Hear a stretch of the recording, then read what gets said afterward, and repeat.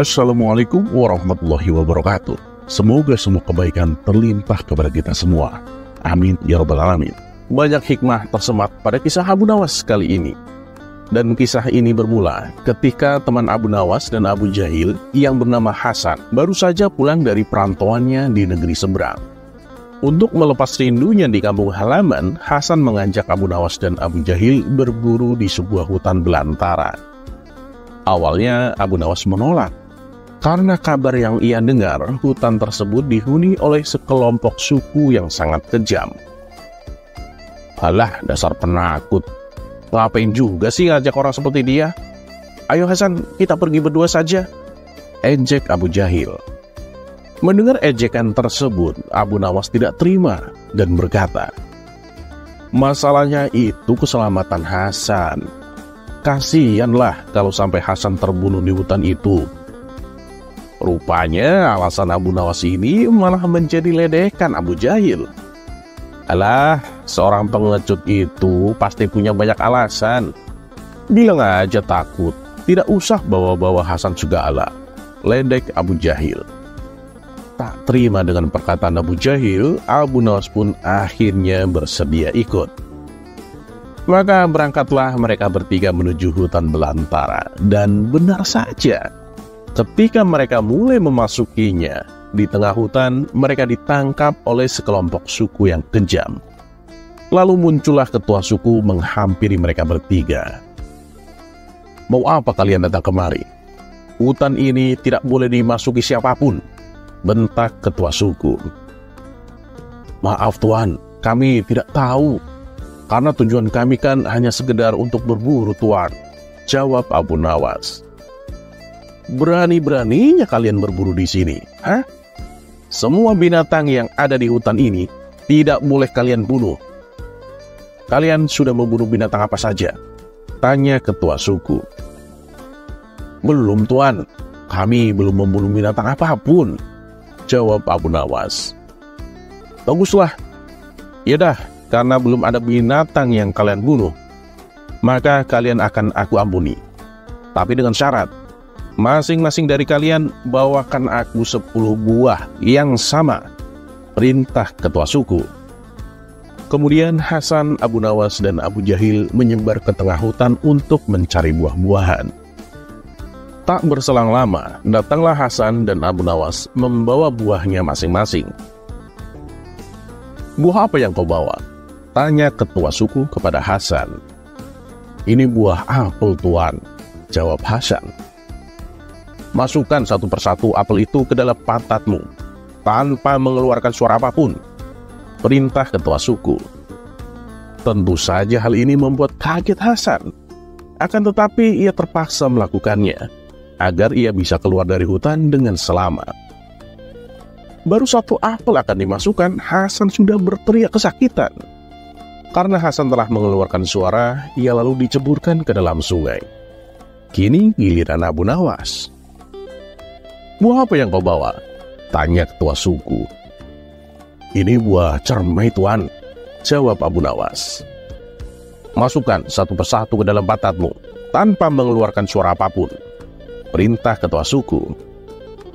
Abu Nawas pun melakukannya.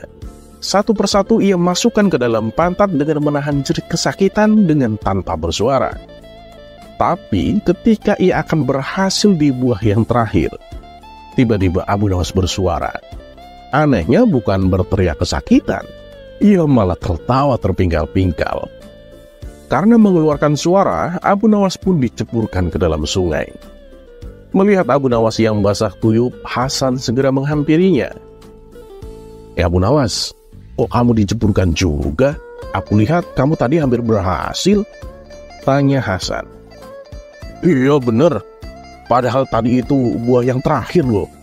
Tapi aku gak kuat menahan tawa, jawab Abu Nawas. Loh, kok malah ketawa? Emang gak sakit tadi? Tanya Hasan penasaran. Iya sakit lah, jawab Abu Nawas singkat. Terus kenapa kok kamu malah ketawa? Tanya Hasan kembali. Tuh, lihat sendiri Abu Jahil. Bawa buah apa dia? Jawab Abu Nawas sambil menunjuk ke arah Abu Jahil. Keduanya pun tertawa terbahak-bahak. Kira-kira buah apa yang dibawa Abu Jahil hingga membuat mereka tidak merasakan sakit, malah tertawa terpinggal-pinggal? Tulis imajinasimu di kolom komentar.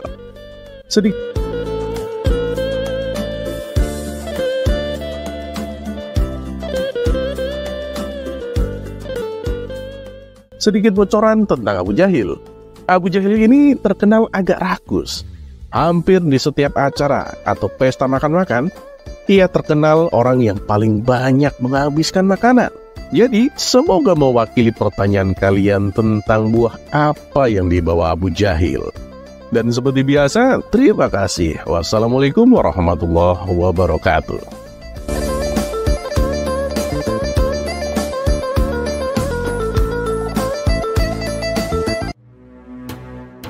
Kisah selanjutnya.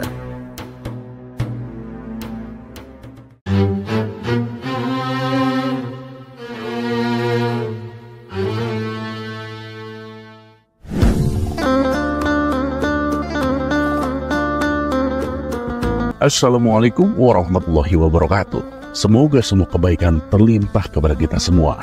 Amin ya rabbal alamin. Kisah Abu Nawas kali ini tak lepas dengan seorang tetangganya yang kadang menjadi musuh, kadang menjadi kawan. Walaupun seringnya mereka menjadi musuh, tetapi tak jarang juga mereka bercanda selayaknya kawan dekat. Ya, Abu Jahil. Si Abu Jahil ini memang sudah lama sekali membujang. Entah apa yang menghalangi dirinya untuk segera menikah, padahal umurnya sudah hampir kepala 4. Dan alhamdulillah, di kisah ini Abu Jahil baru saja menikah. Dan yang membuat heboh adalah ia mendapatkan kesaktian langsung ketika ia sudah menikah. Berikut kisah lengkapnya. Kisah ini berawal ketika Abu Jahil baru saja melangsungkan pernikahannya dengan seorang janda yang cantik dan kaya. Kawan-kawannya pun bersorak-sorai. Akhirnya terungkap kenapa Abu Jahil bertahan membujang selama ini. Ternyata Abu Jahil menunggu seorang wanita cantik kaya itu menjadi janda. Beberapa hari kemudian, Abu Nawas main ke rumah Abu Jahil untuk mengucapkan selamat.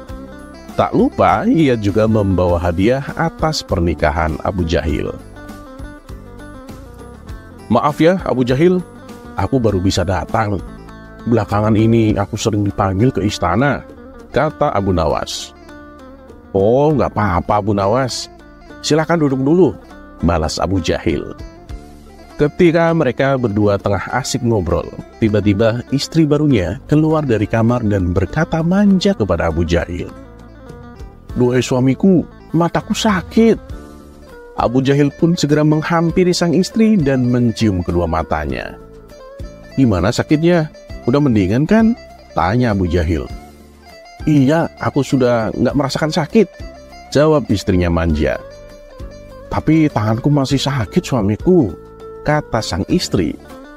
Aduh, kenapa tangannya sayang? Tanya Abu Jahil khawatir. Tadi waktu nyuci kayaknya keselio deh, jawab istrinya. Tangan mana yang sakit? Coba aku sembuhin, ujar Abu Jahil. Sang istri pun memberikan tangan kanannya, lalu oleh Abu Jahil diciumnya tangan tersebut. Gimana, sakitnya sudah hilang kan? Tanya Abu Jahil. Iya sayang, sudah hilang, jawab istrinya penuh manja. Ia pun lalu kembali masuk ke dalam kamar. Sementara Abu Nawas yang sedari tadi menyaksikan hal itu merasa takjub dengan kesaktian Abu Jahil. Aku gak nyangka, ternyata kamu sakti juga ya Abu Jahil. Hanya dengan menciumnya saja, semua penyakit bisa langsung sembuh, kata Abu Nawas. Abu Jahil tersenyum bangga dengan pujian yang ia terima. Oh ya Abu Jahil, kebetulan aku juga sedang sakit ini. Bisa nggak kamu sembuhin? Pinta Abu Nawas. Oh ya jelas bisa lah. Sakit apa kamu? Tanya Abu Jahil. Ini Abu Jahil, selama ini kan aku menderita ambeien. Tolong dong sembuhin, kata Abu Nawas memohon. Sontak Abu Jahil menjadi emosi. Ia pun segera mengusir Abu Nawas dari rumahnya. Pergi kamu, dasar wong gendeng, bentak Abu Jahil. Seketika Abu Nawas pun tertawa dan lari terbirit-birit meninggalkan Abu Jahil. Dan lebih usilnya lagi, Abu Nawas memberitahukan kepada orang-orang bahwa Abu Jahil mempunyai ilmu sakti. Segala bentuk penyakit bisa disembuhkan langsung di tempat. Walhasil, besoknya banyak warga yang antri di depan rumah Abu Jahil. Mereka semua ingin disembuhkan dengan kesaktian Abu Jahil. Ada yang sakit panu, korengan, dan ada pula seorang ibu-ibu yang membawa anaknya yang sudah besar, tapi mukanya masih saja belepotan dengan ingus. Kisah selanjutnya.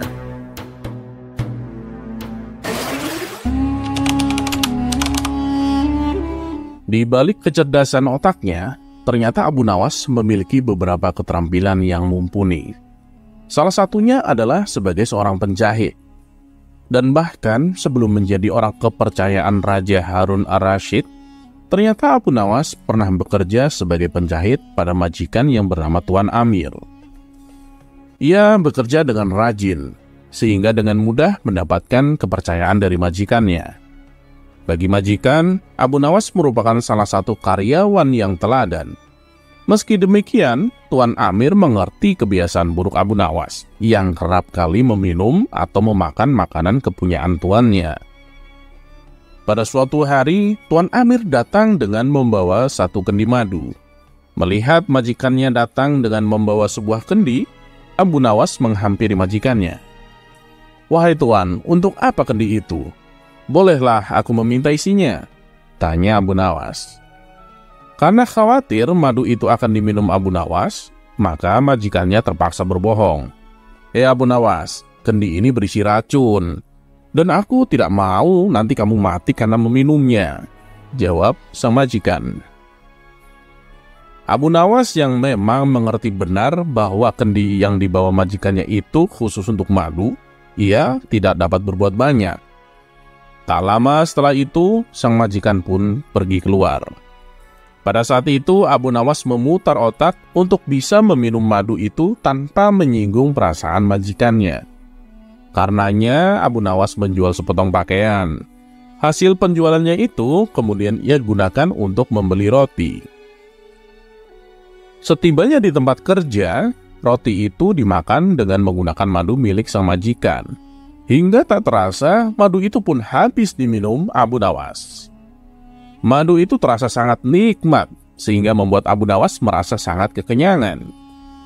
Abu Nawas kemudian kembali melanjutkan pekerjaannya tanpa menunjukkan gelagat yang mencurigakan. Namun, tak lama kemudian, majikannya datang dengan membawa sepotong roti. Alangkah terkejutnya Tuan Amir ini ketika mendapati tutup kendinya terbuka dan madu di dalam kendi itu sudah habis tak tersisa. Tak hanya itu, Tuan Amir juga mendapatkan sepotong pakaiannya telah hilang. Ini pasti ulah Abu Nawas, gumamnya dalam hati. Tuan Amir pun langsung menghampiri Abu Nawas yang lagi sibuk bekerja menjahit pakaian. "Hei Abu Nawas, apa sebenarnya yang telah terjadi? Mengapa isi kendi ini habis dan sepotong pakaian telah hilang?" tanya Tuan Amir. "Maaf Tuan, tadi sewaktu Tuan pergi, ada sekelompok pencuri datang mengambil pakaian Tuan," kata Abu Nawas. "Lantas, apa yang kamu lakukan terhadap pencuri itu?" tanya Tuan Amir lagi. Mendapatkan pertanyaan yang terus-menerus dari majikannya, Abu Nawas semakin berpura-pura gemetar. Tapi meski demikian, dia tetap tidak kekurangan akalnya. "Saya ketakutan Tuan dan tidak bisa berbuat apa-apa," kata Abu Nawas. "Lantas, mengapa isi kendiku hilang? Apakah juga diminum oleh pencuri itu?" tanya Tuan Amir. "Oh tidak Tuan," jawab Abu Nawas dengan polosnya. "Lalu siapa yang telah meminumnya?" tanya Tuan Amir lagi. "Sekali lagi mohon maaf Tuan Majikan. Karena takut akan dimarahi oleh Tuan, maka saya putuskan untuk memilih bunuh diri saja, menggunakan racun yang ada di dalam kendi itu," jelas Abu Nawas. Mendengar pengakuan jujur dan keahlian akal Abu Nawas, Tuan Amir yang semula akan marah, akhirnya mengurungkan niatnya. Ia sadar jika semua itu juga kesalahannya, karena telah berbohong kepada bawahannya. Dan begitulah cara Abu Nawas untuk mendapatkan madu gratis. Kisah selanjutnya.